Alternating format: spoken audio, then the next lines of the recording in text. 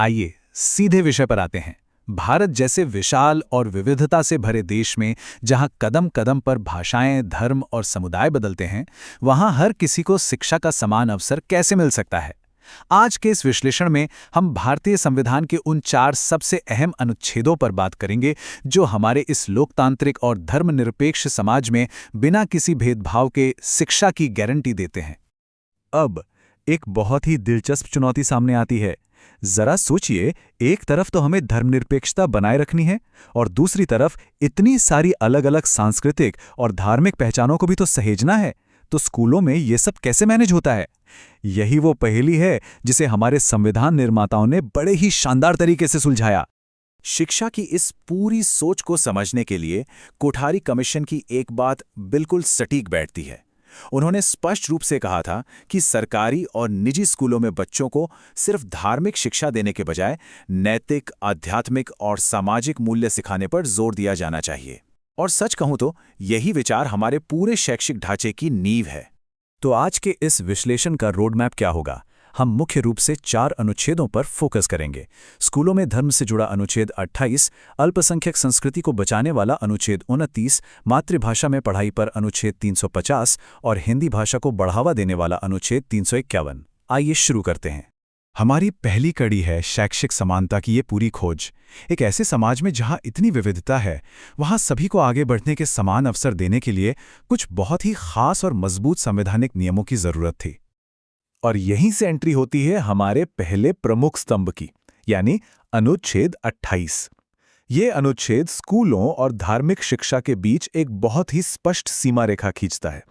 इसे ऐसे समझते हैं, मान लीजिए एक स्कूल है जो पूरी तरह से सरकारी फंड से चलता है। ऐसे स्कूल में किसी भी तरह की धार्मिक शिक्षा देने की बिल्कुल मनाही है।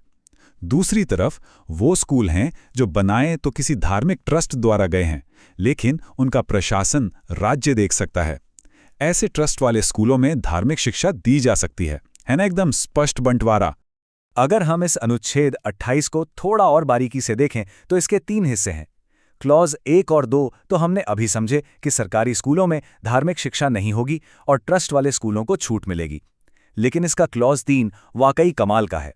ये किसी भी मान्यता प्राप्त स्कूल के छात्र को एक ढाल देता है। कोई भी स्कूल किसी भी बच्चे पर किसी धार्मिक पूजा या जुलूस में हिस्सा लेने का दबाव नहीं डाल सकता, यानी कोई जबरदस्ती नहीं। धर्म की बात तो हो गई, लेकिन अब संस्कृति का क्या? यहीं पर हमारा दूसरा स्तंभ यानी अनुच्छेद 29 सामने आता है, जो अल्पसंख्यक संस्कृति को मिटने से बचाता है। अब सवाल यह है कि इस संदर्भ में अल्पसंख्यक माना कैसे जाए? संविधान के अनुसार भारत में रहने वाला कोई भी समूह जिसकी अपनी एक अलग भाषा, लिपि या संस्कृति है, वो अल्पसंख्यक है और उन्हें अपने इस अनोखी पहचान को सहेज कर रखने का पूरा अधिकार दिया गया है। इसी में एक और बहुत ही शक्तिशाली हथियार शामिल है, जो है प्रवेश का पूर्ण अधिकार। इसका सीधा सा मतलब यह है कि किसी भी नागरिक को सिर्फ उसके धर्म, जाति, मूल वंश या भाषा के आधार पर किसी भी सरकारी या राज्य से मदद पाने वाले संस्थान में दाखिले से रोका नहीं जा सकता। ये एक ऐसा नियम है जो ये पक्का करता है कि शिक्षा के दरवाजे वाकई में हर किसी के लिए खुले हैं। चलिए अब धर्म और संस्कृति से आगे बढ़कर भाषा की बात करते हैं। हमारा तीसरा स्तंभ है अनुच्छेद 350, यानी मातृभाषा में शिक्षा। हम सब जानते हैं कि बच्चे अपनी मातृभाषा में चीज़ों को सबसे बेहतर तरीके से समझते हैं। इसीलिए अनुच्छेद 350A यह सुनिश्चित करता है कि प्राइमरी लेवल पर खासकर भाषाई अल्पसंख्यकों के बच्चों को उनकी मातृभाषा में ही पढ़ाया जाए। और जब बच्चा सेकेंडरी लेवल पर आता है तो पढ़ाई का माध्यम मातृभाषा या फिर रीजनल लैंग्वेज हो सकता है।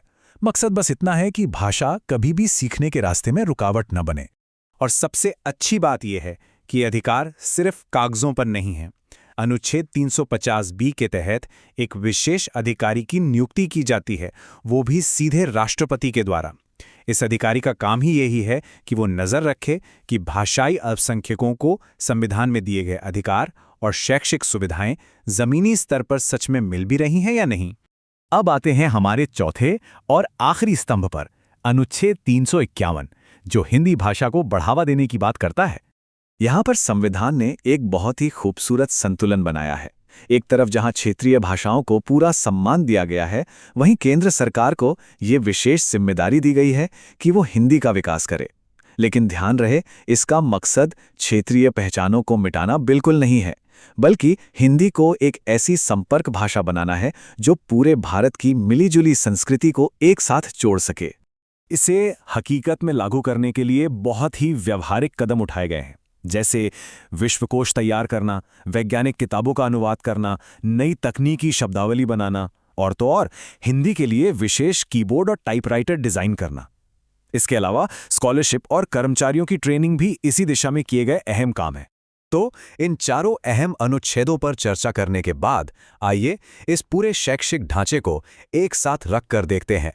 अगर हम इस पूरी तस्वीर को एक साथ जोड़ें तो अनुच्छेद 28 सरकारी स्कूलों में धर्मनिरपेक्षता बनाए रखता है। अनुच्छेद 29 सुनिश्चित करता है कि किसी की संस्कृति मिटे नहीं और भेदभाव ना हो। अनुच्छेद 350 मातृभाषा के जरिए बच्चों के मानसिक विकास पर जोर देता है। और अंत में अनुच्छेद 351 एक संपर्क भाषा के जरिए देश की एकता को मजबूत करता है। ये चारों मिलकर एक बहुत ही बेहतरीन और न्यायसंगत ढांचा तैयार करते हैं। आज के इस विश्लेषण को खत्म करते हुए एक विचार जो हमें अपने साथ ले जाना चाहिए, ये जो दशकों पुराने संवैधानिक स्तंभ हैं, ये आज की आधुनिक कक्षाओं को कैसे प्रभावित कर रहे हैं? क्या आज भी हमारे स्कूलों में यह संतुलन उतना ही प्रभावी है जितना संविधान निर्माताओं ने सोचा था? इस बारे में जरूर सोचिएगा, क्योंकि हमारे अधिकार तभी तक जिंदा रहते हैं जब तक हम उनके बारे में जागरूक रहते हैं।